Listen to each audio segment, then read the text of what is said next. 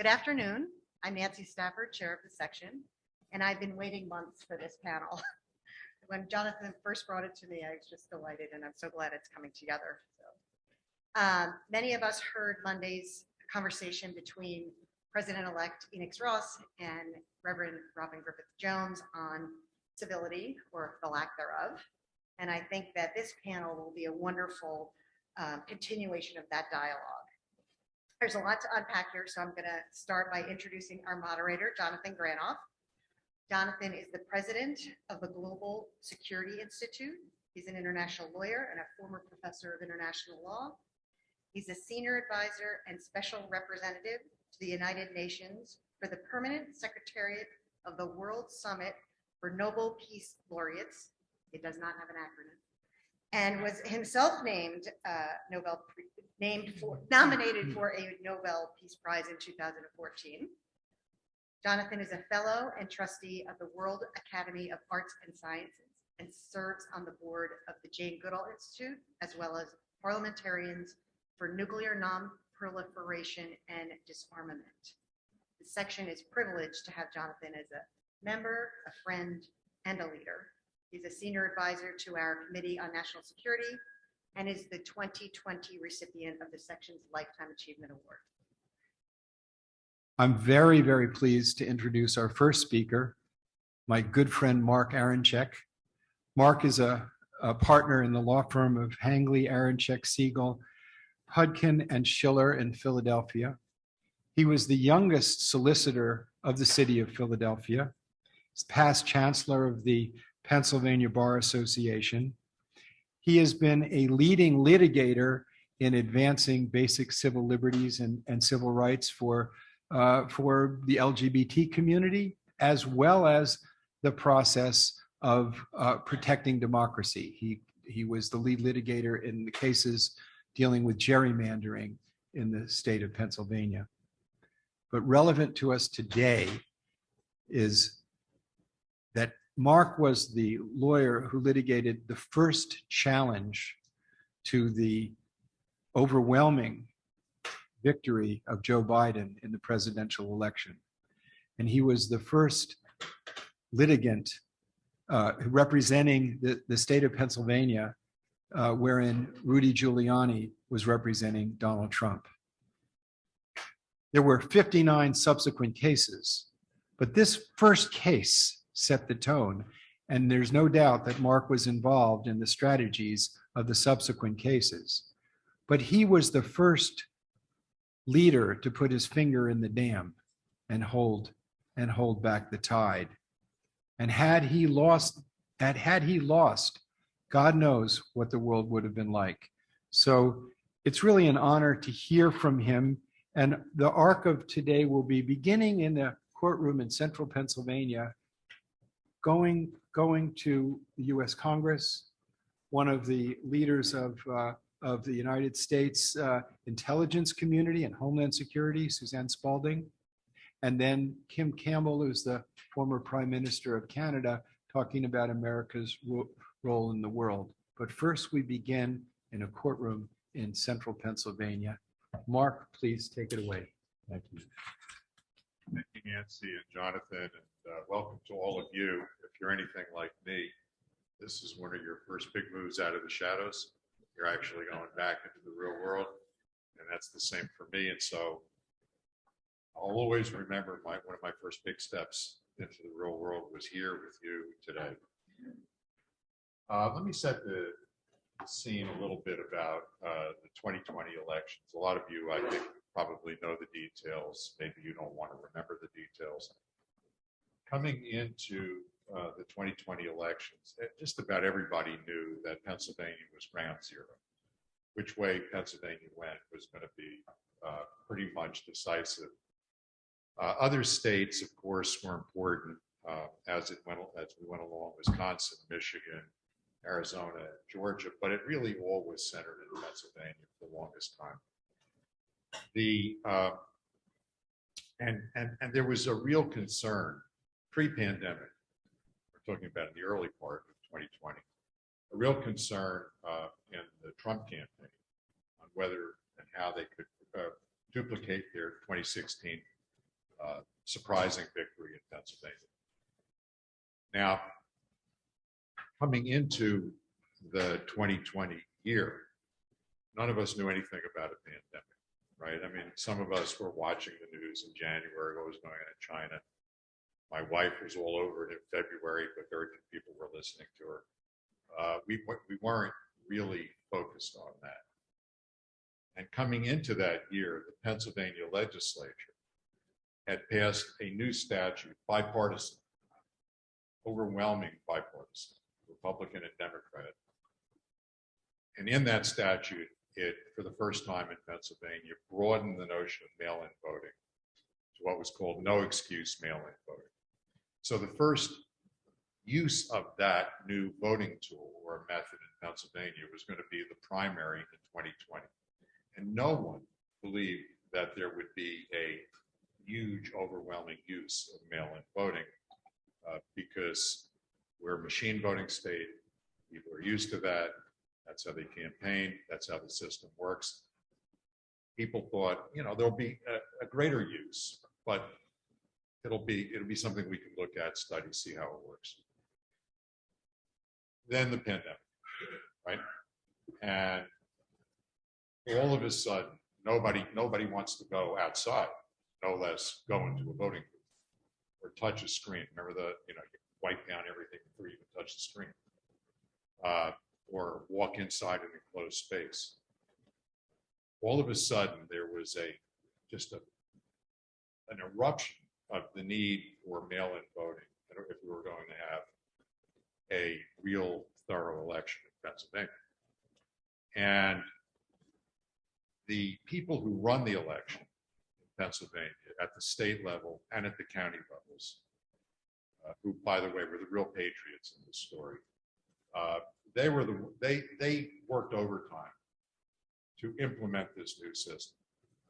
But everybody knew that since it was new, there would be litigation around it. Of course there would be. It's a new statute. Every new statute has some ambiguity in it. How does this work? How does that work?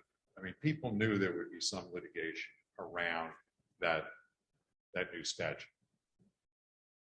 I have been in very, very many big public cases in my life, and our firm does a lot of, big business litigation, that kind of thing. And I do that. But I am quite well known for handling and getting involved in big mega cases, the big public disputes.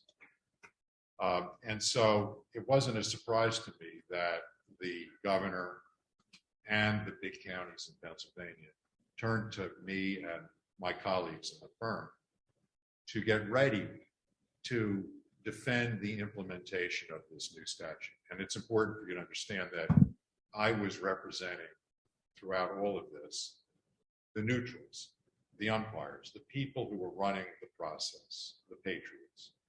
I wasn't partisan on one side or the other. That's where I was. And the idea was to get that election moving efficiently, have it work. But starting in the primary season, and I can't go through all of the details in a short time, but if anybody has questions, I will. But starting in the primary season, it became evident to us that not just the Republican side, a little bit the Democratic side, but mostly the Republican side, we're looking at the ambiguities in a different way. Not how do we make this system work, but how do we throw crowbars into the system? Because any demographic or any statistical look at mail-in voting in other places in other states shows that you have a larger turnout in the urban areas when you have mail-in voting, Democratic areas, even though it's used all the way across Pennsylvania. The idea was, well, why make it easier for people in the urban areas to vote? Why make it so much easier? And so we started to see litigation that was in the nature of kind of exaggerated challenge in the primary. We hadn't even run an election yet. We were already hearing in lawsuits and in litigation that it was going to be fraudulent. It was going to be defective. It was going to be a disaster. we're starting to hear this. We went through that first round of litigation and established that it wasn't a disaster and it wasn't a problem. The biggest case in this pre-primary season was brought by the Trump campaign in Western Pennsylvania in federal court.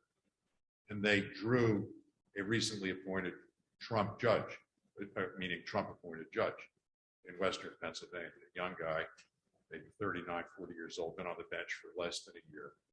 And I think they were very happy until they weren't happy, because that judge, in a compressed way over that summer of 2020, managed an election better than I think I've seen any judge, I've been at this for 50 years, anywhere, handling a major case with national visibility in a very fair way, and wrote hundreds of pages of opinions saying that basically most of the complaints the Trump campaign were raising about mail-in voting were wrong.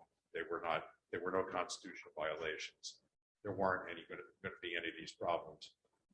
And so we went into the general election period in September, October, thinking, okay, most of the underbrush is cleared out. Little did we know. Starting in a couple of weeks before the election, actually a couple of months before the election, from the President Trump and a lot of his followers, but particularly ginned up in a couple of weeks before the election, was, you watch Pennsylvania, bad things happen in Philadelphia.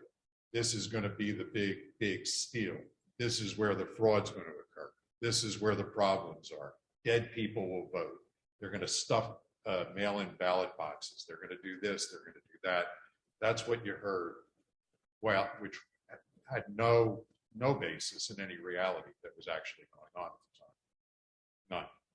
None. And they seized on, a reality in the way we run elections, which is that the machine votes are counted that night, but the mail-in votes and the provisional votes, there's other kinds of votes, they are more slowly counted over the days, sometimes weeks after an election. That is true in any election you have ever been in, anywhere, anytime.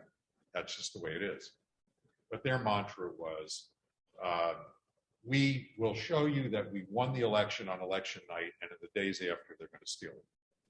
And that's because the machine votes in Pennsylvania favor the Republicans, and they did in the primary. And so they figured that even though maybe only half the vote, because half the vote was mail-in, half the vote would be counted by the night of the election, they would be winning. And of course that was true. They were ahead on the night of the election on half the vote, the machine vote, which came. Pennsylvania has 67 counties. Most of them are rural counties. They count, they have machines, they send it in, boom. So from election day forward, I and my colleagues in the firm, I was a legal lawyer, were involved in a circus. That's all I can tell you. It was just a circus. On election day, a group of notables showed up where we were counting the mail-in votes in our convention center. I think it was Roy Lewandowski, Eric Trump, Pam Bondi, Jenna Ellis. These names all are familiar to you. Giving press conference outside the counting. They're stealing it in there. Nobody can see what's going on in there. They're taking it away from us in there. And we, and we were transparent. There were live stream feeds of the counting room, 24/7. And there were observers allowed all around the perimeter of the counting room whenever anybody was counting. That didn't matter. That was the story. And then as the vote was coming in favoring Joe Biden, the weekend, and faster than they had ever expected, because we were ready for that. And we had counting machines, we had extra people working 3 shifts, we had a lot of things going on. Coming into that weekend after the election, it was clear that Biden was pulling ahead by 80,000 votes, a lot of votes in any election. There wasn't enough that there wouldn't be a mandatory recount. I mean, the margin, very comfortable margin. And we were going to announce the unofficial certification of the vote that weekend.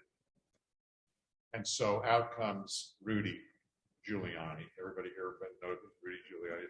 He pops out of the woodwork, basically, his team. They park themselves in the Four Seasons Hotel next to my office, the Four Seasons Hotel next to my office. And they announce, come to the Four Seasons. There's going to be a press conference about how this election is being stolen. Simultaneous with where they, at the time they knew that the certification, the unofficial certification was going to be announced and that Biden was, the counting's done, Biden's ahead. The problem is the Four Seasons doesn't allow those kinds of press conferences, and something, some staffer found some place called the Four Seasons Total Landscaping, which was up by the Ben Franklin, I think where the Betsy Road, one of the bridges up there, and underneath, like next door to a porn shop and across the street from a crematorium, and on a Sunday closed, a big chain link fence. Behind it, flowers, I guess, little trees, manure, all the stuff that a landscaping company has. And a tiny little street jammed in. And we sent a person up there to watch this silliness. And it was that. I mean, it was Rudy, just really getting all exercised about, he's got the goods, he's got the information, he's going to show everybody how this election was stolen, his typical Rudy stuff. And a couple days later, there's a lawsuit. This one, though, not in Western PA with their Trump judge, who's not a Trump judge at all, he's an amazing judge. He was appointed, but he's an amazing judge. And that's, by the way, the subtext where I'm going to get to when I wrap this, about our judiciary and our rule of law and what really held up. But here they went to, they found a venue in Central PA up at Williamsport, where maybe some of you know that we have the Little League World Series in Williamsport.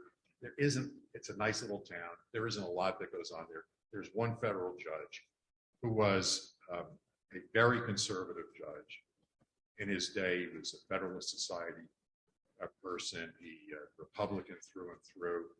I guess they thought they were happy that they got him, I guess. Because of all the cases that they were ginning up and bringing at that time in Michigan, in Arizona, and Georgia, Pennsylvania was still ground zero. And Rudy Giuliani decided his only court appearance, and if you go back to the record, it was his only court appearance, was going to be in this case in federal court in Williamsport, Pennsylvania. And I was one of the two lawyers, but pretty much, turned out the main lawyer, who were going to be defending against Rudy's attacks on the election. And he rolled in with all the fanfare you can imagine. They were all there, the whole group, the people you're familiar with. And there were 8,000 dedicated phone lines, most of them, I think, filled. There were streaming services. There was one just dedicated to the press. It was really, very closely watched case because Rudy was now coming in with the goods. And he went on and made a presentation that was one of the most deplorable presentations I've seen in an American courtroom. And I got up and said so. And I just spent a long time ripping apart his presentation for what it was, which was just another version of the Four Seasons Total Landscaping press conference in an American courtroom. And, and then as it went on, Rudy conceded. He first said, I got fraud. I'm going to show fraud. I want all the mail-in votes in Philadelphia and Allegheny disqualified, like 600,000 votes. They're all disqualified. And there was a mafia cabal that got together to run this thing. And you know, it's conspiracy of big mayors, and I think he even added in some countries. I mean, you know, it was like a whole thing. And, you know, I took it apart and then set it up. And then when the judge asked some questions, he said, Mr. Giuliani, are you presenting a fraud case? Because if you are, I really want to know, what is the fraud? Are you presenting a fraud case? He said, well, yes, I am. He said, oh, okay, then can we talk about it? And he goes, well, no, I'm not. It's not a fraud case. The judge said, it's not a fraud case. What is it? He said, well, it's an unconstitutional case. I mean, this was really remarkably poor and bad. Some of his presentation features in the New York bar interim suspension of Rudy Giuliani's law license in New York. You can go get the opinion and read what the New York bar folks at that level, I think it's being appealed, thought of Rudy's presentation in Pennsylvania. But here's the point. The judge, first of all, I have been in many, as I said, many spotlights. I couldn't believe this. I mean, I'm getting emails from all over the world about thank you for saving democracy and doing this thing and that thing. And the judge, I think, was so offended by what was in front of him, this Republican conservative judge, that he wrote an opinion, and part of it was just uncharacteristic of this judge. He said, you know, what has been presented to me in this complaint is nothing more than a stitched together Frankenstein monster. And, you know, they then appealed that. They actually thought they were going to turn it over on it. They want to go to the US Supreme Court. So then they got, a couple of days later, everything was expedited, accelerated. The Court of Appeals were 3 judges, all Republicans, and the one who wrote the opinion was another Trump-appointed judge who wrote in different language cases that seek to overturn the will of the voters. Here, you know, maybe 1.5 million voters ought to have law and facts on its side. This case has neither. And so here's what came about. I mean, we had about 20 plus cases of those 60 that Jonathan was talking about in Pennsylvania alone. We won all but one, and the one that we lost didn't matter. We just didn't want to waste our time with it. The cases around the country were similar.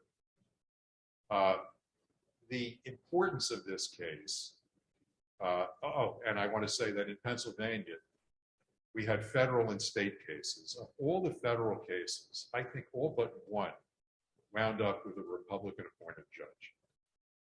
All but one.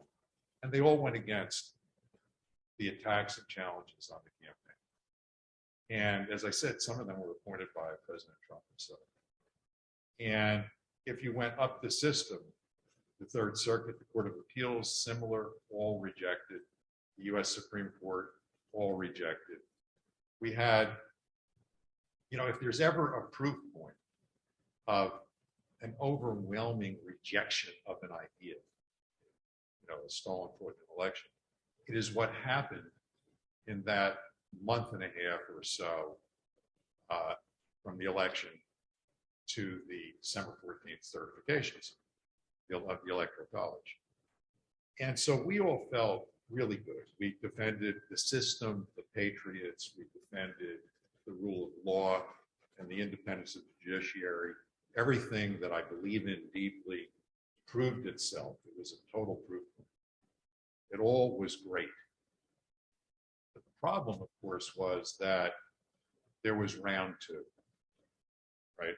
After their whole effort to try to overturn something in court, where you go, failed. Then we see round 2. And round 2 led to the insurrection, right? Now, I do not take from that there's a flaw or some problem in our system, because I think that, and I've taught I've taught law in China, Beijing. I've been around the world in many places. And there is no system that works better than ours. There's just no system that has a better chance of promoting the rule of law. There's no system that has a more independent judiciary. We have flaws and we can fix them, but there is no system that's better. And we showed the world through all that litigation that point.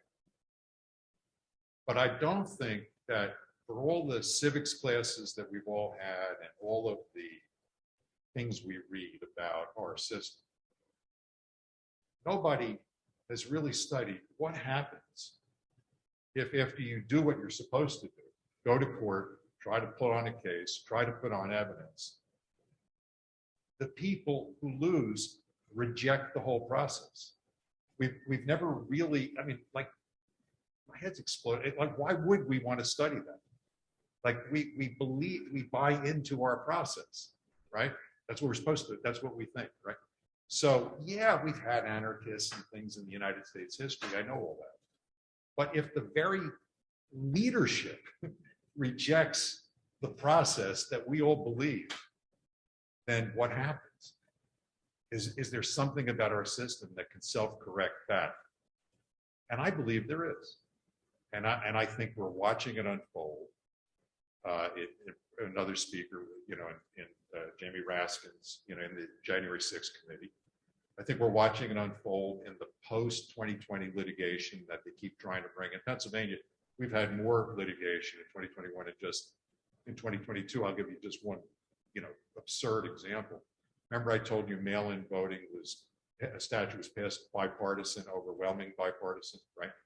Well, I think it's 16 or 15 of the Republicans who voted for that statute in 2019 brought a case at the end of last year, 2021, saying that that statute is unconstitutional under Pennsylvania law. They voted for the statute, and now they say it's unconstitutional. It's crazy. We argued the case a month or so ago. I believe that our Pennsylvania Supreme Court will not go in that direction. I think we will right our ship again. And I think that the processes that we're seeing play out will work. Some of the state legislatures around the country have chosen to go in weird directions, but let's see how it works with the rest of our processes, our court system, our legislature, and fundamentally, I hope, our media and our voting public. I am not a pessimist about this, but we are all in a part of history where we're going to actually, we're living through history now to see how that question that I just posed works, which is after you do what you're supposed to do, and the courts speak, and that's over, and then you elect a president. What happens in your democracy if the leaders reject that process? Does your democracy still work? We're going to live through that for the rest of this year, maybe right into 2024. But I think it's going to work. Express some degree of gratitude to our next speaker who, because of, he'll explain why he couldn't physically get here, Congressman Jamie Raskin. Congressman Raskin is a representative of the 8th District of Maryland to the House of Representatives. He is a chair of the Subcommittee on Civil Rights and Liberties, co-chair of the Congressional Free Thought Caucus. He's a former professor of constitutional law at American University's Washington College of Law. He led in the second impeachment trial of President Trump. And he's of course, he's very active in the January 6th committee, but he's also really active in environmental issues. And so I was thinking about the fact that there is a physical environment that has to be protected. And there's also a social environment that has to be protected. And the guardrails of the protecting of our social environment are exactly what Mark Aronchick just pointed out, which is our system of checks and balances and the rule of law. Now, we know now that the same characters who are trying to make a mockery of the rule of law are similarly making a mockery of the law of nature that is largely funded by lobbyists who don't recognize environmental constraints. And that's just a strange phenomena, that they have an absolute arrogance toward the natural world, that we don't have to have environmental regulations addressing our addiction to fossil fuel. It's the same people. And I was just thinking of this kind of arrogance. For me, when Rudy Giuliani showed up at the Four Seasons landscaping company, it just, well, my dad was the producer of the Gong Show. And, and that was like a lighthearted parody of bad talent. But when the lawyer of the President of the United States outdoes the Gong Show, you've got to take things seriously. The rejection of the legitimacy of our legal system was evidenced on January 6th. This is where it can go.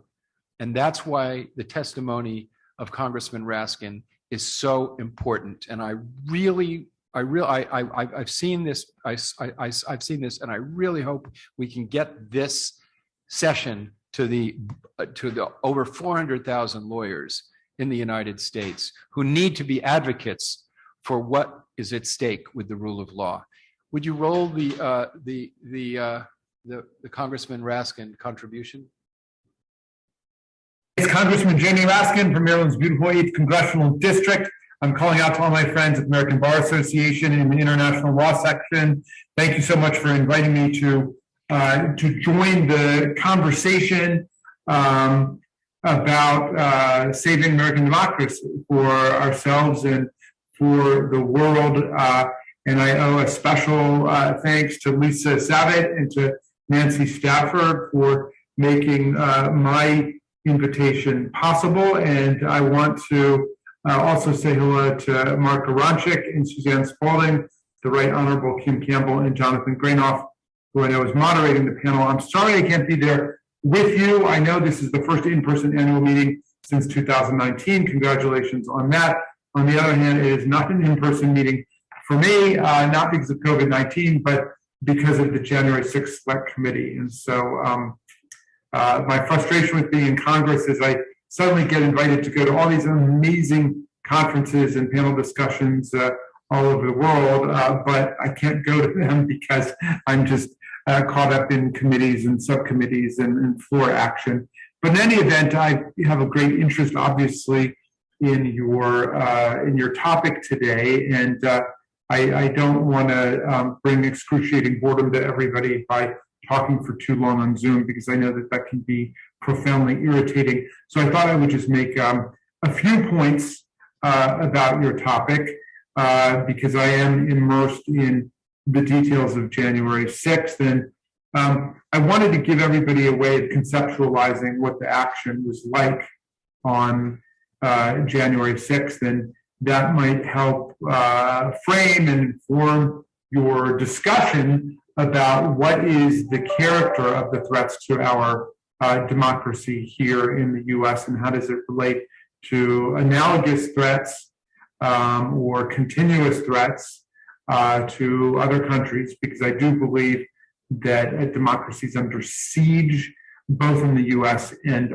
all over the world. The most extreme example, of course, is in Ukraine right now, where the sovereignty of the nation as an independent, liberal, democratic state has been violated by Russia, which is engaged in an illegal war of aggression against the Ukrainian people, and which is engaged in atrocities against the civilian population.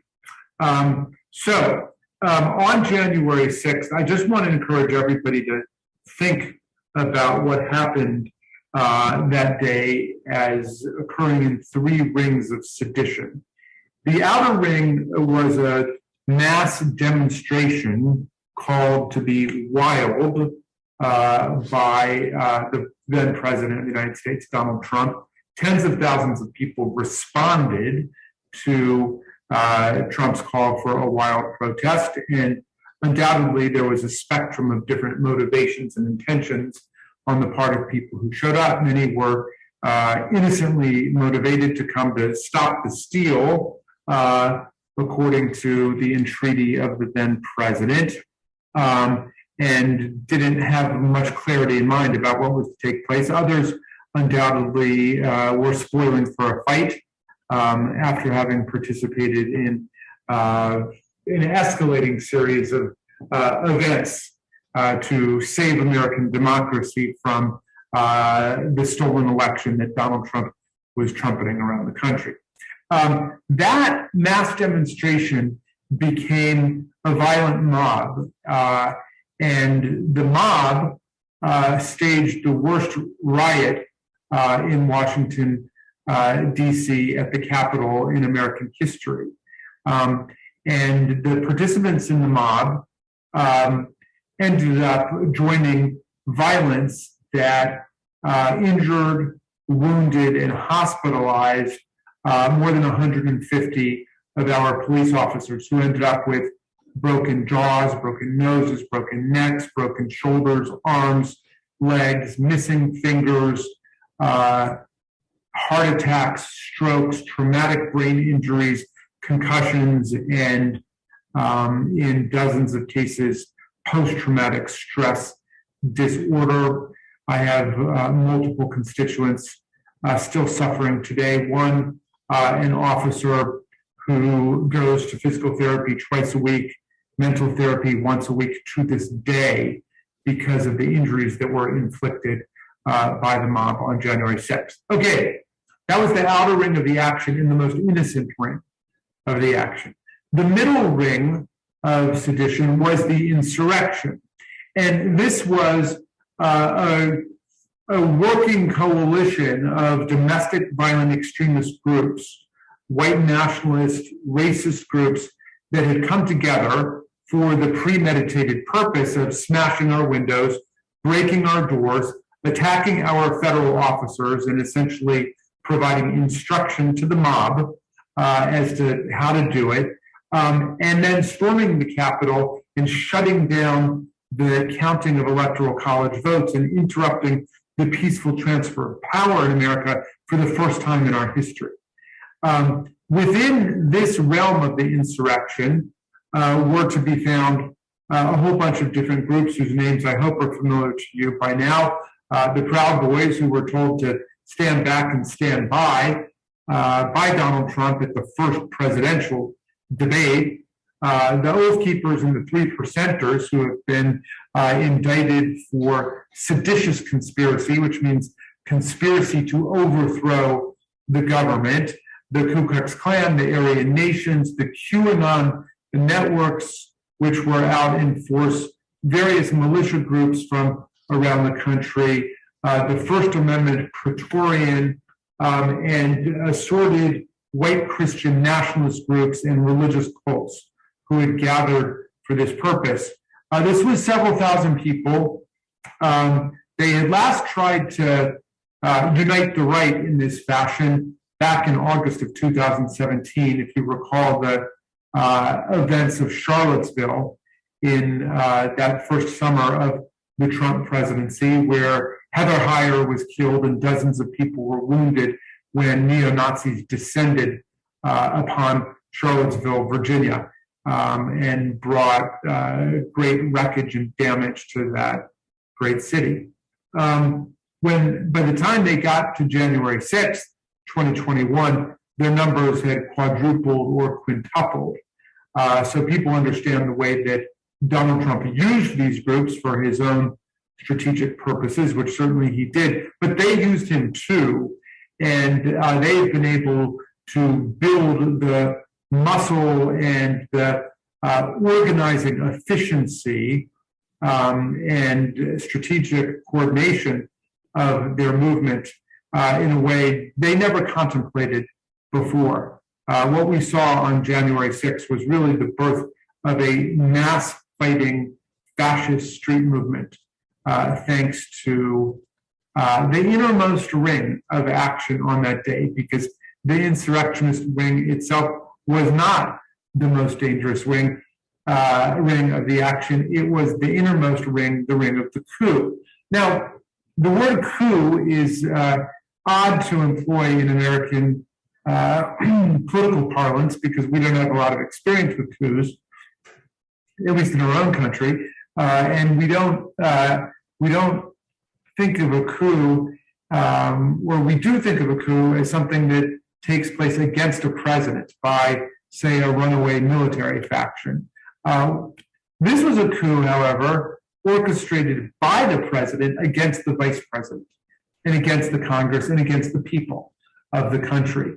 Donald Trump did not accept, has never accepted, and was not prepared to accept his significant loss in the presidential election to Joe Biden, who beat him by 7.5 million votes and ended up with a margin of 306 to 232 in the Electoral College, which coincidentally, was the margin that Donald Trump beat Hillary by in 2016, a margin that Donald Trump quickly pronounced a landslide. So Biden beat Trump by the same landslide margin, 306 to 232, 7.5 million votes. And yet Trump, for weeks and weeks before the election, was running around the country saying the only way he could lose is if there is fraud. The only way he could lose is if there is corruption. And he refused to concede on election night. He said we were on our way to winning. In fact, we did win this election. They then brought forth more than 60 different lawsuits, which is lucky for us because we now have a comprehensive, meticulous record that Donald Trump had no valid claims of electoral fraud or corruption. What we have is more than 60 federal and state judges, including 8 appointed to the federal judiciary themselves by Donald Trump, refuting every allegation that he made. So that didn't stop it. I mean, in an ordinary democratic election, that would be the end of it. People think the election's been stolen, they go to court. They ask the court to sort it out. The courts did sort it out, and they said there was no problem. That didn't stop Donald Trump. Now he and his team tried to go to state legislatures, Republican-controlled legislatures, to get them to just void out the popular vote and install Trump electoral college slates. To their great credit, the unsung heroes of these Republican legislatures refused to do that. So then Trump and his team turned to trying to intimidate and browbeat election officials, most infamously Secretary of State Brad Raffensperger in Georgia. Trump called him up and said, just find me 11,780 votes. That's all I want. Well, I'm in politics. That's all I want, 11,780 votes. That was the president of the United States, not trying to stop voter fraud. That was the president of the United States trying to commit voter fraud, commit election fraud, and being caught red-handed. And there were multiple other cases of those same kinds of overtures going to election officials. Again, a group of unsung heroes who not only braved direct intimidation by the president of the United States, but also ended up braving and surviving violent death threats that followed after Donald Trump turned the wrath of his social media machine against these people for refusing to buckle under to his will. Well, there were some other attempts to steal the election along the way, but it all came down to January 6th. And the idea here was they would just get Vice President Mike Pence to declare unprecedented, unwritten, extra-constitutional, lawless powers to unilaterally reject and rebuff and repudiate electoral college votes coming in from the state. So in other words, they were telling Vice President Pence, just declare that you've got the power to nullify the votes of tens of millions of people in Arizona, in Georgia, in Pennsylvania. And then what we will be able to do is lower Joe Biden's vote total from 306 in the Electoral College to below 270. And having done that, according to this plan, the contest would have been kicked immediately into a so-called contingent election in the House of Representatives under the 12th Amendment. And why did Donald Trump and Steve Bannon and Roger Stone and the gang want the election decided in Nancy Pelosi's House of Representatives with a Democratic majority? Well, they knew that under the 12th Amendment, we're not voting one member, one vote. We're voting one state, one vote. And they have 27 states after the 2020 elections. The Democrats, we have 22. One state, Pennsylvania, is split down the middle, 9-9. So even if one state, Wyoming, defected from the GOP majority because Liz Cheney decided not to, if she decided not to go along with this farce, still they would have had 26 states to 23 or 22 to 2. It would have ended up that way. And at that moment, they were prepared to declare that Donald Trump was the winner, seize the presidency, declare martial law by invoking the Insurrection Act, as Donald Trump's disgraced former national security advisor was urging him to do, call in the National Guard to put down the insurrectionary chaos he had unleashed against us, blaming Antifa for it all. And we would have entered a very different kind of government here. So it was only Mike Pence's refusal to go along with the idea of him stepping outside of the constitutional order, and the bravery of these officers who saved us from being overrun and members of Congress from being killed that day, that prevented us from seeing not just a violent insurrection, which succeeded in interrupting the peaceful transfer of power, and not just an unsuccessful coup, but a successful coup. We would have seen a successful coup. And at that point, anything could have happened: martial law, outbreak of mass violence, civil war, who knows where it would have gone. So that's the story that we are preparing to tell America in June of this year in hearings and in a report that we put out. We understand this takes place in a totally global context, from Moscow to Mar-a-Lago. All the dictators and the bullies and the tyrants and the despots have found each other. Orban in Hungary, along with Putin in Russia, Duterte in the Philippines, along with El-Sisi in Egypt, the homicidal crown prince of Saudi Arabia, President Xi, Bolsonaro in Brazil, you name it.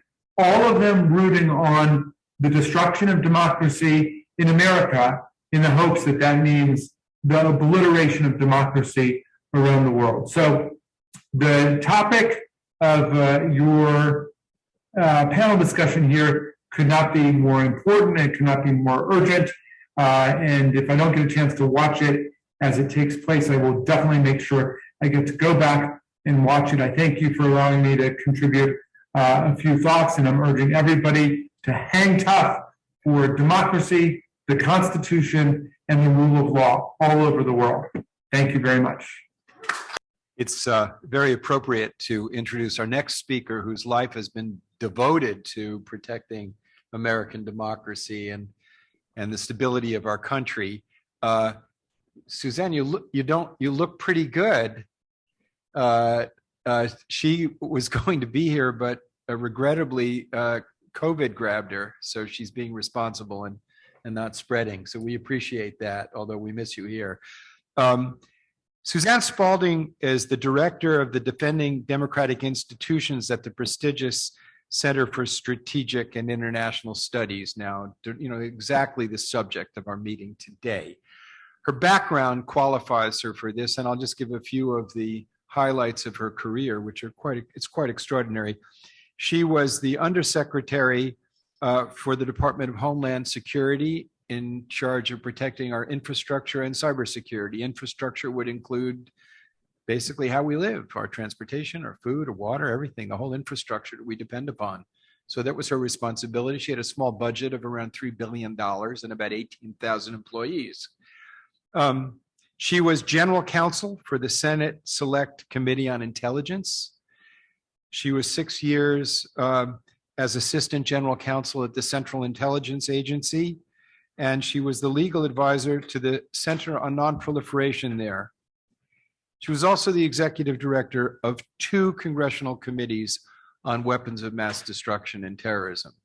So I don't think we could find anybody with as much qualifications to talk about, the reality, the practical necessity of having a democracy that has institutions that protect democracy and people that take that seriously.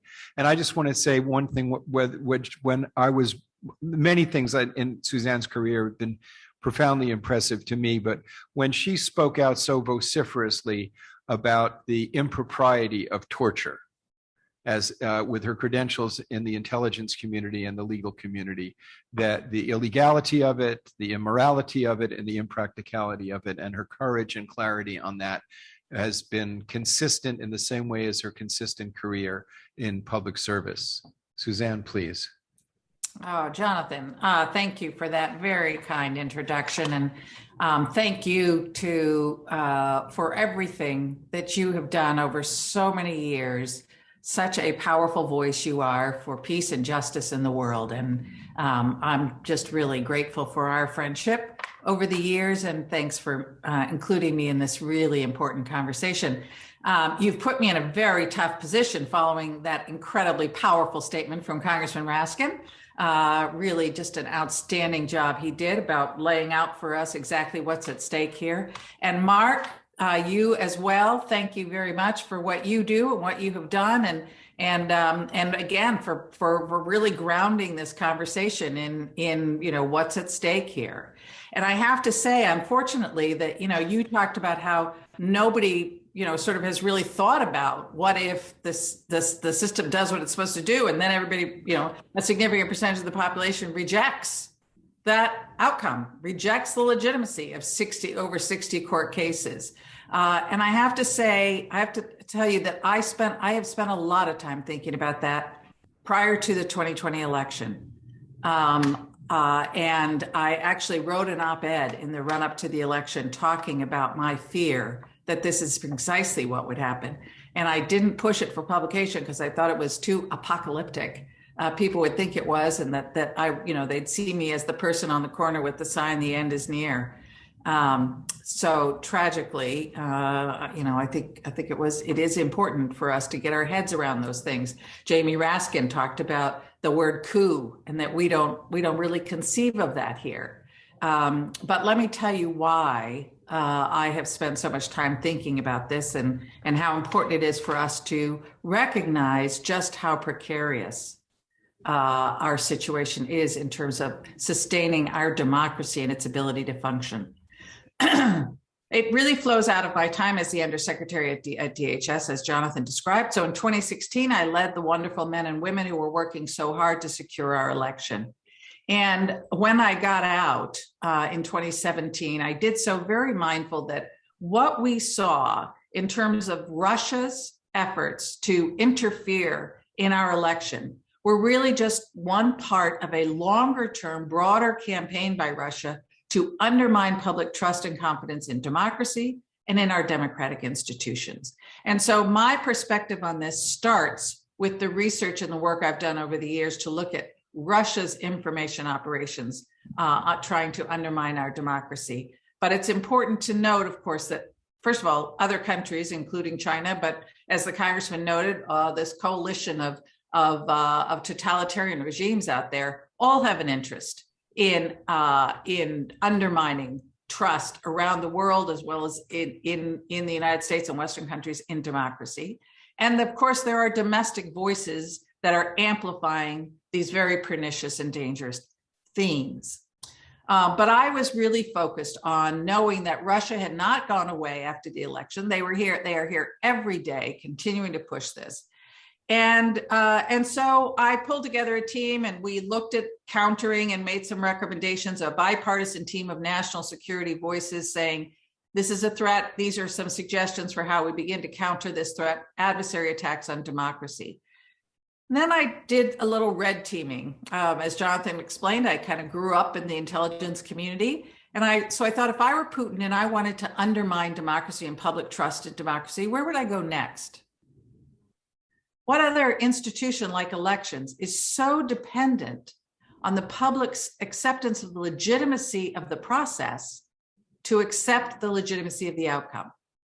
And of course, being trained as a lawyer, I immediately thought of our justice system, right? So totally dependent on the public's willingness to accept the binding nature and legitimacy of the court's decision, whether you agree with it or not.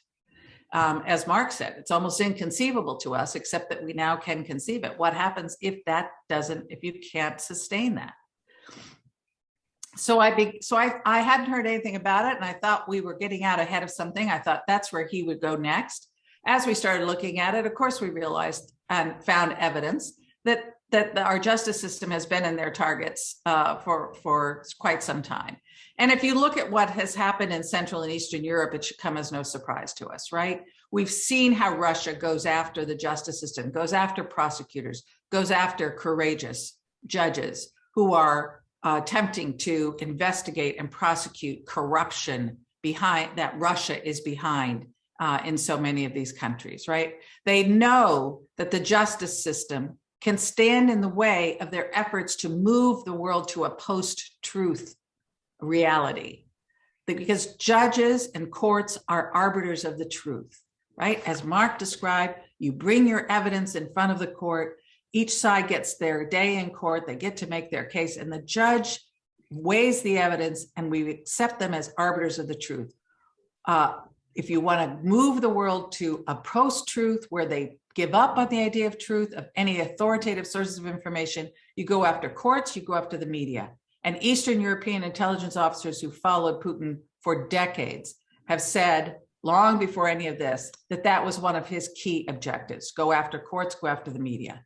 He's been going after our justice system and our courts here for quite some time. And in a report that we put together and published a couple years ago at CSIS called Beyond the Ballot, that you can find at csis.org, we laid out all of the evidence and lots of this cases in which we know the Internet Research Agency, Russian social media, RT, Russia Today, and official Russian statements from Lavrov and Putin himself have tried to undermine public trust in the courts.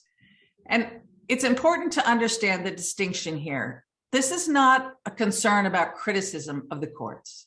As I think Mark said and others, that our system is not perfect, and our justice system certainly is not perfect. What Putin does is to grab hold of legitimate grievances, right, and exacerbate those and drive home the message, this is the key, that the system is not just flawed and needing reform, but that it is irrevocably broken, that it is irredeemably broken, corrupt, chaotic, and that the individual is powerless to bring about any change. And the idea there is to get people to disengage. We lose our informed and engaged citizenry that we depend upon in democracy, or to take to the streets in violence, not to bring about change, but simply to express outrage. The Russian military doctrine talks about tapping into the protest potential of the population. They mean violent protests. I think they don't understand that a healthy democracy can deal with protests, but because for them, protest is an existential threat. In any event, this is their effort at dividing us is based around building a sense of shared grievance that is stronger than a sense of shared aspirations for what our government can and should be. And so what we did when we came out with this report is we decided we need to raise awareness in the justice system about this threat and how to counter it. And so we started training federal judges and state and local judges, working with the Federal Judicial Center and the National Center for State Courts, talking to them about the kinds of cases that are likely to attract attention and disinformation from outside, and the things they can and should be doing to try to sustain public trust and restore public trust. But our most important recommendation was to build public resilience against the content of this pernicious messaging. So you go back to the themes that I said they're really trying to push, and they push it through a variety of narrative frames around racism, around immigrants, around the political elite, etc. But the bottom line that democracy is irrevocably broken and the individual is powerless. How do you build resilience against that? And our conclusion is you teach civics. If we don't teach democracy, we can't sustain democracy. People who don't understand how our system is set up, how our system works, and how the individual can make a difference and hold it accountable are far more susceptible to that kind of pernicious messaging. And we have let civics education decline, really going back to Sputnik and the emphasis on STEM. And I am here to tell you, as a cybersecurity person and national security person, I believe STEM is vital for our national security. I believe civics education is just as vital. But the federal government today spends $54 per student on STEM education. Do you know how much they spend per student on civics education? Compared to $54, 5 cents. 5 cents on passing down from generation to generation the importance of our democracy and how it works. I think it's critically important that we instill a sense that democracy is not inevitable, it is not invincible, it is under attack, and it is worth defending, not because it's perfect. It is not the promise of current perfection. It is its capability to change. It is its susceptibility to change, but only if we are educated and engaged agents of that change. And so that's how I think we begin to reconcile, frankly, 1619 and 1776, right? But if we just teach those fundamentals of democracy and how it works, I really do believe that that is absolutely essential. Without that, we cannot hope to sustain our democracy. We need to be reminded of our shared aspirations for the system, a system that is fair, a system that meets the needs of all Americans, not just the elite and the powerful. We ought to be able to come together around those kinds of shared aspirations. We have to teach democracy to sustain it, and we have to teach it not just to our kids, but to our adults. We've had generations that have been ill-served by our education system, and they are now adults. They are in every walk of life, in our government, in our military, and our law enforcement, and in our businesses. And so next week, I am launching CSIS. We are launching a Civics at Work initiative where CEOs pledge to promote, be advocates for reinvigorating civics education in this country. They pledge to have civics conversations with their own workforces, and they pledge to support civics activities in the communities where they have a presence. This is a whole of nation, urgent national security imperative. We will have Brad Smith of Microsoft, our first co-signer of this pledge, Tom Fanning of Southern Company, Deborah Enox Ross, who I know you heard from and who is making civics a cornerstone of her tenure when she becomes the ABA president, great supporter and friend, and a number of others who will be participating in this program. I will close with something that I have been struck by for many years that I think is important to keep in mind. Some years ago, it struck me that our national anthem that we sing starts with a question and ends with that question. It never answers that question.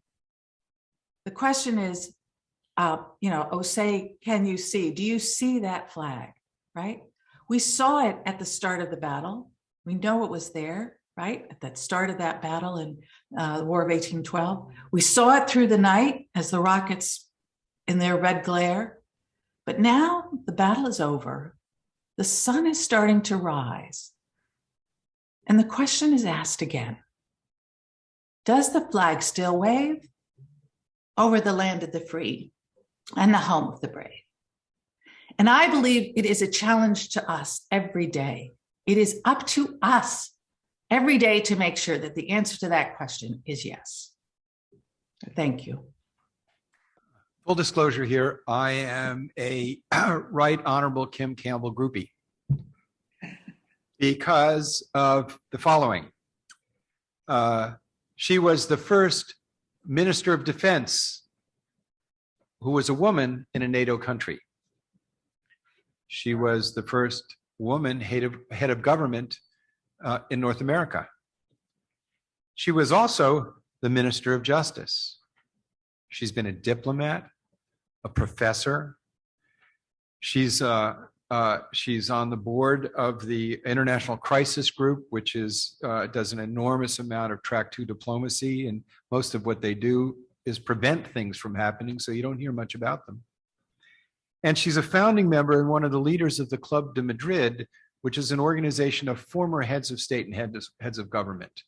So former heads of state and government have considered her to be a leader, as do I. And one of the mandates of that organization has been for some time promoting the value of the rule of law and democracy. She's not new to this advocacy, and she has demonstrated excellence in leadership in this very subject. So it's really an honor to have the former Prime Minister of Canada. And I want to say something that I observed personally with Kim Campbell. I was involved in what was called the Middle Powers Initiative, where we were bringing middle power, advocating the strengthening of middle power countries as a bridge in the realm of nuclear nonproliferation and disarmament. So we had a delegation that went to see then sitting Prime Minister Jean Chrétien. Jean Chrétien had beaten Prime Minister Campbell in the election. And the level of cordiality and just dignity and civility and all of the qualities that we have been talking about at this conference that she exhibited in the meeting with her political adversary, and respecting the process of democracy in action in Canada, and seeing that up close and seeing the way she behaved disarmingly. And it was just exemplary of the way politicians should act and the way all of us should act. Right Honorable Kim Campbell, please. Thank you very much, Jonathan. I should say that I must give you an updated bio because I've transitioned off the board of the crisis group. I think they call you an advisor or a senator or something after, but it is a wonderful organization. And it's one of those experiences where you learn so much more than you can ever impart. And it's very enriching. I want to say that the presentations today have been fantastic. And you all, you speak to my heart and you speak to my values. And Mark, the lawyer in the courtroom, that's the nexus between all that the rule of law means and how it impacts on citizens. And that skill and that patience and that energy is so important. And I admire it so much. And I admire what you've done. Jonathan's been talking for so long about these cases that it's a thrill and honor, even by Zoom, to meet you. And for Congressman Raskin, I'm obviously following that committee very strongly and what they are able to tell us, but it's a frightening story. And Suzanne Spaulding, it's interesting. When I was a young woman, and maybe I should confess, I just had my 75th birthday in March. Whew, I hate to admit that, but I'm a baby boomer. I was born right after World War II in 47. And when I was growing up, the impression I had of Americans was that they did a lot of civics in school, that they seemed to actually be more knowledgeable about their civics than we were in Canada. And perhaps also because it was a theme of TV shows and movies and things, that Americans seem to be much more connected. And then, as you point out, it got sort of overshadowed by other things. And I am deeply concerned, not just about civics, about our ability to understand our own democratic institutions, but also about our history and the origins of some of the global institutions. And I want to just focus a little bit on America's role in the world, because many of the institutions that we have, whether it's NATO or the EU or the Bretton Woods institutions, et cetera, came in the wake of one of the worst cataclysms the world had ever experienced, World War II. And very often you need those kinds of things to focus people on reform and change. I'm speaking to you from Italy, and there are a lot of Canadian war graves here. Many Americans don't realize how many Canadians were in World War II. but Canadian and American war graves here. And every Canadian who fought in World War II was a volunteer, because although we had conscription, no conscript could be sent overseas unless they volunteered. And I often look at those graves. My dad fought and was wounded here and happily survived. But I often think, what do we owe them? What we owe them is not to let it happen again. My dad used to say, we weren't heroes. We just knew there was a job that had to be done. And when you look at some of the documentaries about World War II, and there's a wonderful series on Netflix with the colorized footage and some very excellent commentators, you realize how close we came to losing that war. There were a lot of factors, actually happily mistakes made by people like Hitler, that allowed us to get ahead of it. But what we have was paid for with such a dear price. And as we get older, all of us have a span of history that's real to us. And I remember when I taught political science and suddenly realizing that my students didn't see history the way I did. There were things that were real for me that were not real for them. So when it comes to teaching civics, I think it's also important to try and regenerate an understanding among younger people and even among adults, because many adults are of a generation where maybe their parents were involved in war, but they weren't. To somehow the fragility and the rarity of many of these institutions. But I want to say something else too about the law. As Jonathan knows, I'm a passionate advocate for the rule of law. And I think the interesting thing about the law is at different times, different legal issues kind of rise to prominence. So, for example, when I was Minister of Justice and Attorney General, a man named Marc Lépine went into École Polytechnique in Montreal and murdered 14 women engineering students and shouted, "You're all feminists." And that just jolted the issue of gun control up into the top of the agenda in the Canadian justice issues. Similarly, other issues just make us think and what you're dealing with now in terms of the aftermath of the 2020 election and the efforts that are being made off at the state level to change the rules of the game of the American electoral process. So this creates a different thing. But what we're also looking at, I wanted to say a couple of things about the war in Ukraine. I was a Soviet specialist in my youth, and I spent 3 months in the Soviet Union in 1972. And I've watched Putin with great alarm because I know where he comes from. And I read at one time that when he was in the KGB, he was not promoted above lieutenant colonel or lieutenant colonel, as you say, because his superiors thought he was too reckless. And if that doesn't keep you up at night, I don't know what will. But watching what's happening there is deeply frightening and has raised a lot of very interesting issues. And I just want to make a couple of observations about the law and what we who are lawyers and should be stewards of the rule of law can be thinking about. First of all, the law is a language.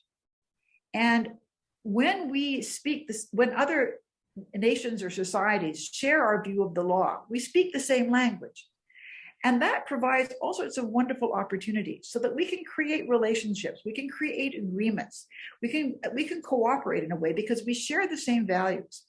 The European Union has been a very interesting force for democracy promotion because as new countries wanted to join, they were presented with the acquis, which is the collection of policies and laws and reforms that they had to enter into in order to qualify for membership. You have to have reached a certain standard of democratic governance to be in there. Political reform is the hardest thing in any country. It's hard in a mature democracy. It's almost impossible in countries that are just beginning to become democracies. But having this package of policies made it possible for many countries to leapfrog over the challenges of the fight about political reform because they wanted to be part of the EU. And one of my friends, a former prime minister of Latvia, used to say that his negotiators would come back from Brussels and they'd say, we have to do this because Brussels says we have to do it. And he'd say, well, yeah, but we should do it because it's good for Latvia. But you'd never get it through parliament just because it's good for Latvia. You had to have that quid pro quo. And so legal frameworks are incredibly important for allowing countries to communicate and to collaborate. And NATO, the NATO alliance, is a similar thing. And countries can't just join NATO. They have to have a certain level of political development. Although even non-NATO countries often work with military cooperation, like the Finns and the Swedes who are now thinking of joining. So I think when we see the work that's been done particularly since World War II, in institution building around the world. And America has played a very important role in this. And I think Canada has been a great supporter because we're not powerful like the United States. So multilateralism is deeply embedded in our DNA because we can't go it alone. But all of these arrangements are tied together by legal agreements. And they're tied together by legal agreements between democratic countries whose leaders sign them, knowing that they have to be approved by their populations. In other words, so there is a kind of a legitimacy and a strength to those connections. And what we're seeing now with the invasion of Ukraine is so interesting. Two things. One is the extraordinary cooperation. And I have just such praise for President Biden and going back, because Donald Trump didn't understand what NATO was. He doesn't understand how hard it is to create those kinds of relationships, how hard it is for countries to agree to give up some of their sovereignty for a higher purpose. And the galvanizing of the NATO alliance to help Ukraine has been a wonderful thing to see. And it's partly based on the trust that comes from speaking the same legal and institutional language, knowing that you can trust, knowing that you can move quickly. And I think that's extremely important. And those of us who are lawyers have to understand how powerful that language is. And now what we're seeing is also new and kind of exciting and imaginative ways of using the law to fight economic warfare against Russia. The sanctions, I mean, that is really what it is.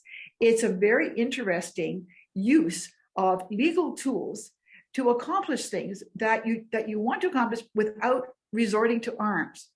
And all of these tools, and I think it's extremely important, your country and my country are in the process of passing legislation to allow for the forfeiture of the resources of some of the people who've been sanctioned. And I think it's extremely important that that be done carefully and constitutionally and legally, and that be well-founded, because it's an important way of using our powers. But it's a kind of ironic thing that many of these people come to the United States and Canada and Britain and Europe because they want the benefit of the rule of law. They want to come there so they can be in societies where they have property rights and security of contracts and peaceful societies. And yet they are supporting a society that is prepared to undermine that. And as Suzanne Spaulding said, there's been an ongoing effort on the part of Russia to undermine democracies, and not just in the United States, but all in the Western countries.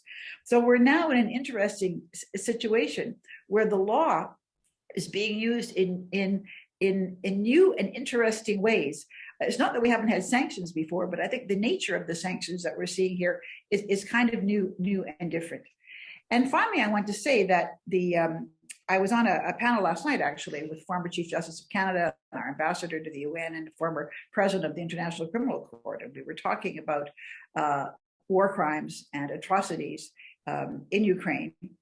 And Jonathan and I had talked about whether, it's a good thing to indict Putin, and will that bring people closer together? And others have argued, no, it is really important to make those statements.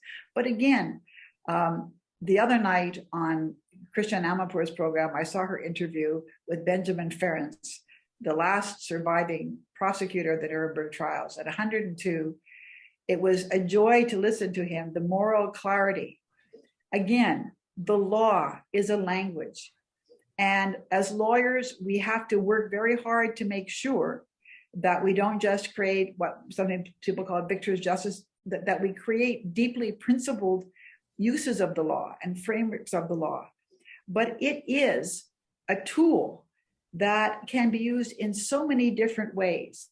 And as each new situation arises, new challenges arise, new issues in the law and new ways of looking at the law and using the law arise and allow us to accomplish our goals, to create a better society, using tools that are not destructive, but that are principled and that can achieve our goals. So I just want to say that it's a very important time to be a lawyer and to be thinking about the law, because we are finding new and imaginative ways of using it. And just as Mark said, in terms of what he's been dealing with, who'd have thunk it? Who would ever have imagined that an American litigator would be in court trying to defend electoral processes against a president who wanted to overturn an election.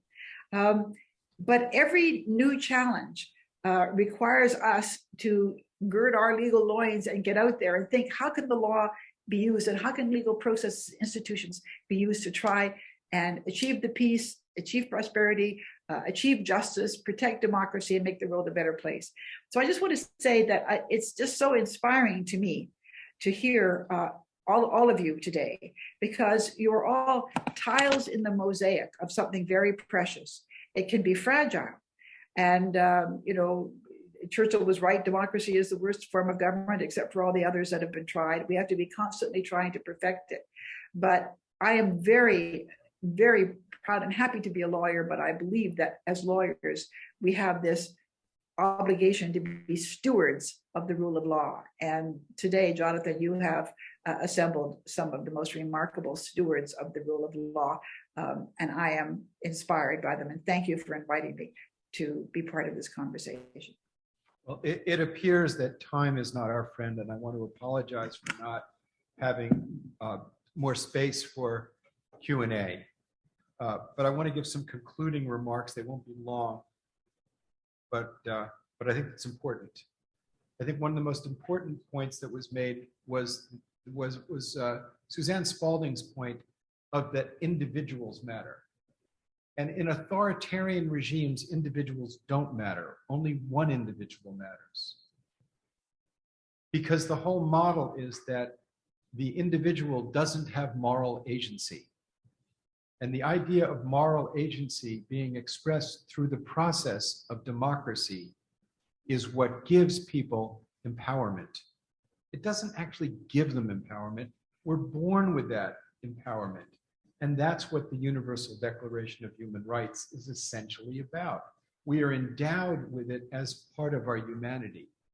And it is being challenged now by doctrines like sovereign democracy, which means democracy is defined by Vladimir Putin or Mr. Bolsonaro or Mr. Duterte, or individuals defining what rights and privileges they're willing to give their citizens. When the United States was created, it was created with a North Star that has really transformed humanity. We hold these truths to be self-evident, that all men are created equal. That certainly was not self-evident when he stated it. People of color were not included as citizens. Women were not included as citizens. White men without property were not included as citizens. But it has grown in its clarity since then, and our society and the world has grown in clarity, because what was behind it was a sense of the sacredness of every single individual. And a society based on that moral agency is essential for the future of humanity, because the choice before us is regimes in which that moral agency of the person is marginalized or honored. I believe that that vision of the moral agency of the individual is actually a spiritual calling. It says that part of the divine is in every person. And that's what's at stake. Make no, don't look away, because it is at risk. That's essentially what's at risk in the Ukraine today. That's essentially at risk when we don't honor treaties that we're part of, because that's our constitutional foundation, the supremacy clause. That's at stake when we have media defining the problem we have today as epistemological. There's people have different definitions of what's true or false. Well, people, in a free society, people can believe anything they want. But the way in which we guide our institutions and the way truth is discovered is how Mark Aronchick pointed it out. It's through the process of the rules of evidence presented in courts of law. 60 cases said, this is the truth for the purposes of our institution. Rejecting that is rejecting the very foundation of the moral agency of the individuals protected by the rule of law in our system. Now, who else better than lawyers in our society can explain this to the public. No other group of people have the knowledge that we as lawyers have, because we know that the freedom of contract depends on the ability of courts to enforce it. One of the great experiences I had in my life was during the height of the Cold War, being involved in bringing lawyers from the then Soviet Union to the United States with a group called Lawyers Alliance for World Security. I think Suzanne was part of that. And I'll never forget bringing those lawyers to see jury trials.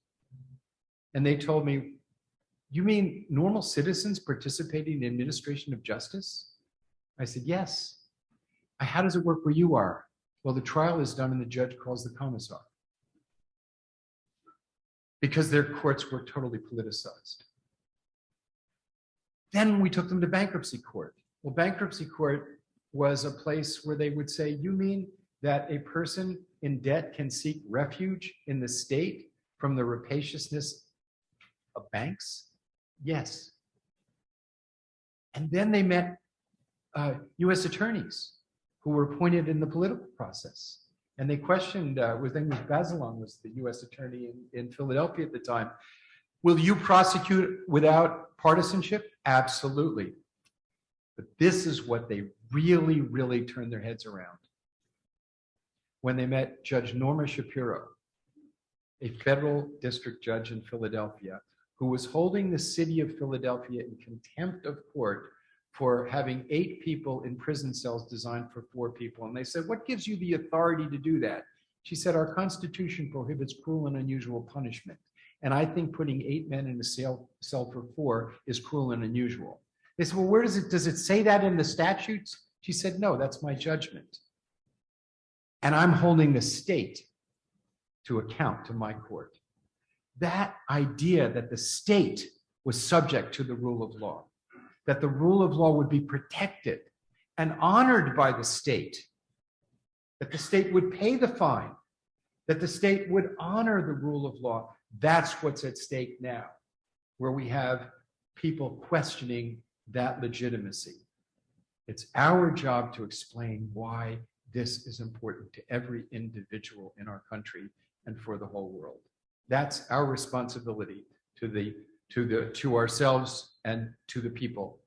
And it's not just the responsibility of the International Law Section. I think it's the responsibility of the American Bar Association as an institution to take on this job in a nonpartisan way, in a way that explains that over time, Republican conservatives and libertarians and liberal Democrats all have moral agency, but we have a methodology of giving that agency guardrails and protections, and that is the rule of law. That is our job, and I know that there are a lot of colleagues in our institution who will pick up the task and succeed. Thank you very much, and Nancy, thank you for letting us do this. Thank you.